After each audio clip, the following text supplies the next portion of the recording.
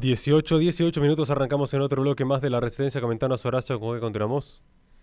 El día de hoy quiero empezar primeramente agradeciendo a Alejandro Bonfante de Argentina como también a Leticia y Naum de México por su constante apoyo a este humilde espacio.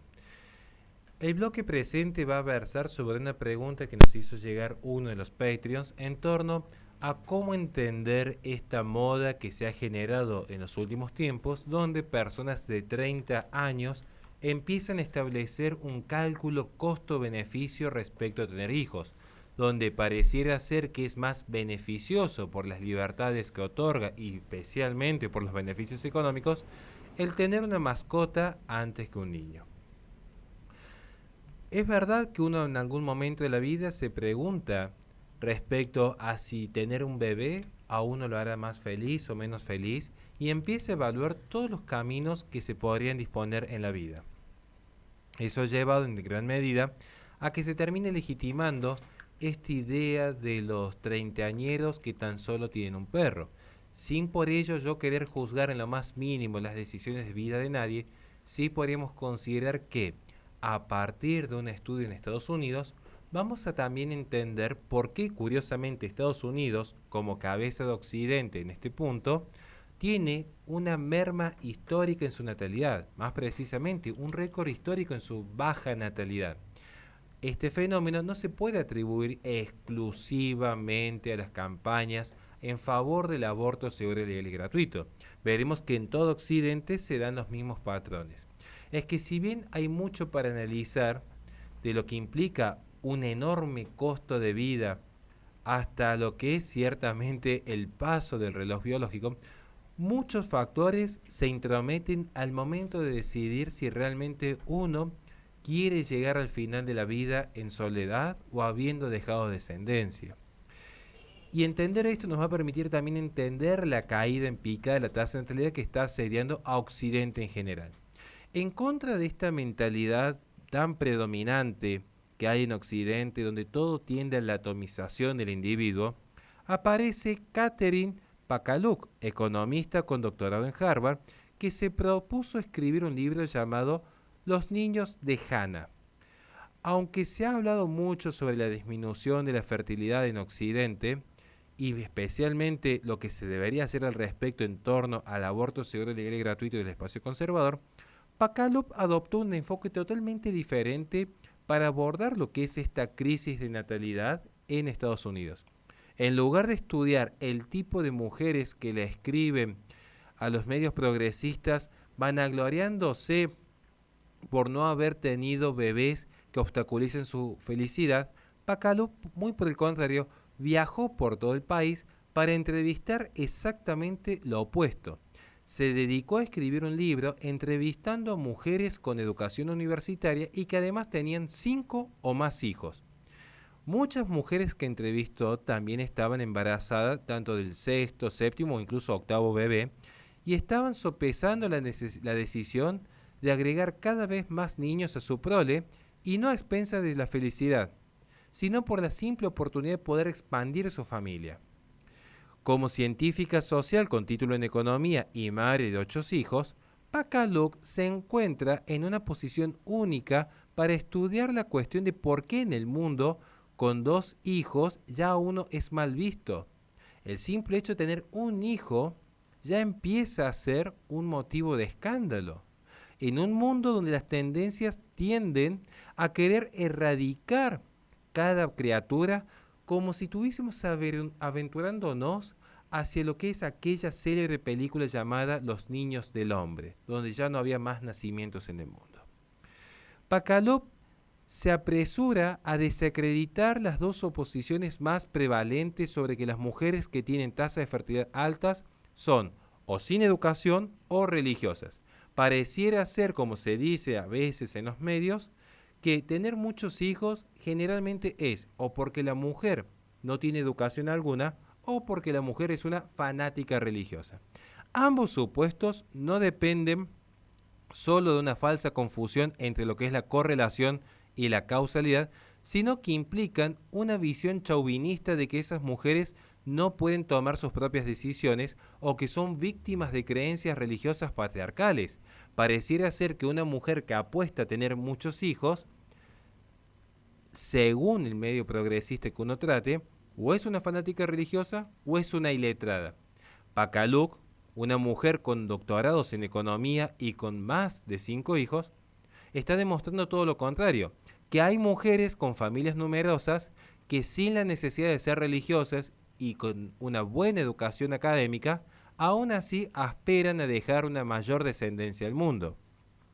De hecho, si uno observa, aún en ámbitos religiosos, se sigue marcando una ausencia de nacimientos. Si uno observa en términos generales y en un estudio que podría hacer cada quien desde su propio lugar, aún dentro de las religiones cristianas no prolifera la mentalidad natalista. Muy por el contrario, aún en esos matrimonios católicos se observa que por distintas circunstancias no es que no han podido tener hijos, que eso quedará de signo de Dios, sino que no han querido.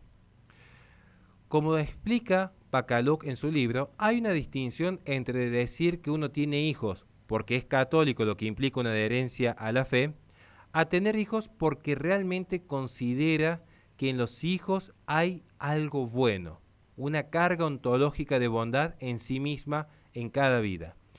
Entonces, en este libro llamado Los hijos de Hannah, se ve siempre estas nociones donde va a haber una comunicación bíblica, pero que el fundamento para tener hijos no va a ser la religión en sí, sino que independientemente del credo al que uno participe, se entiende que cada vida es un bien en sí mismo.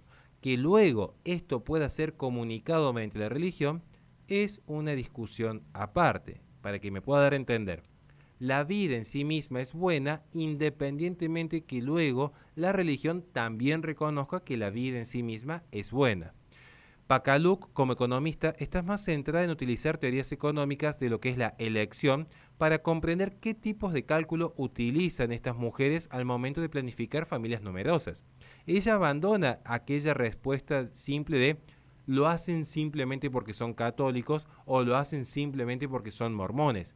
En su lugar considera lo que son las ganancias, las pérdidas, el valor agregado y distintas variables que hacen dentro de la existencia de una familia el traer una nueva vida al mundo. Ya sea una persona religiosa o no, es aquí donde esta idea podría aparecer irrumpiendo los diálogos habituales cuando a alguien se lo ve mal por tan solo tener más de un hijo. Todo parece sugerir que hay mujeres que han logrado entender que se puede lograr un equilibrio entre el crecimiento profesional y la familia numerosa. Pero también este libro remarca algo muy interesante, y es que hay todo un sistema dentro del mercado que suele generar ciertas frustraciones por aquellas madres que deciden pasar más tiempo en su familia que dentro del mercado, algo que también es sopesado y analizado por aquellas mujeres que han decidido tener más de un hijo. Es justo sumergirse caritativamente en la historia de cada mujer, porque en verdad muchas han reconocido que el sistema no favorece el tener muchos hijos. Muy por el contrario, los estímulos del mercado, como también del Estado, tienden a considerar que en términos estrictamente materiales pareciera ser más beneficioso dedicarse a la vida profesional. Pero hay mujeres libres que toman decisiones sobre tener hijos basándose más allá de este costo-beneficio estrictamente material, sino que apelan a un sentido de trascendencia. Las mujeres, y se cita del libro, comparan el valor personal subjetivo de tener otro hijo con el valor personal subjetivo de lo que perderían al no tenerlo. Y en esta comparación llegan a la conclusión que siempre un hijo va a ser mejor que cualquier crecimiento profesional, económico, político que se pueda tener. No es necesario para ser economista para hacer esta observación. Cualquier madre de cualquier número de hijos tiene una comprensión muy clara de estas teorías económicas, donde se sabe que hay una renuncia a ciertos beneficios del mundo, donde se sabe que hay un costo de oportunidad a nivel personal, pero que también se sabe que un hijo, que una vida, va más allá de lo que el dinero puede comprar.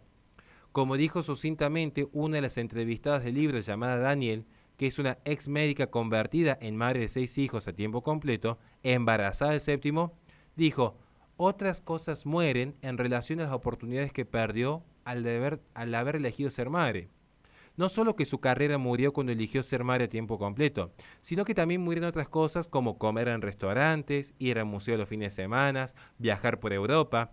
Se sacrifican incluso los bienes más básicos, como el sueño, la comodidad, los ingresos. Todos esos bienes que una mujer valora ya no van a estar verdaderamente dentro del hogar.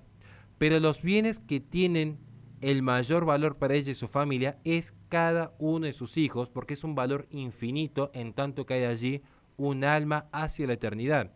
Y este es el kit de la cuestión con la que hoy se debe luchar. Una agenda que le está mostrando a las mujeres que atomizarse pura y exclusivamente en el mundo del consumo y de la producción pareciera ser la fórmula mágica de la felicidad.